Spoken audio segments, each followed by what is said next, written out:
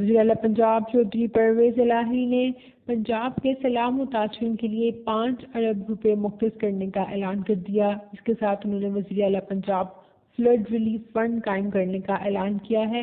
انہوں نے لوگوں سے بھی درخواست کی ہے کہ وہ اس فنڈ میں اپنے مصیبت میں گھرے بہن بھائی کی مدد کے لیے پیسے دیں اور اس بات کو یقینی بنائیں گے کہ اس فلڈ ریلیف فنڈ کی پائی متاثرین کی بحالی پر خرچ کی جائے گی۔ اس کے ساتھ ساتھ انہوں نے کہا کہ پاک فوج نے ہماری بہت مدد کی، ہم پاک فوج کی مدد کے تہہ دل سے شکر گزار ہیں۔ انہوں نے کہا کہ وہ ایک قابل فخر ادارہ ہے۔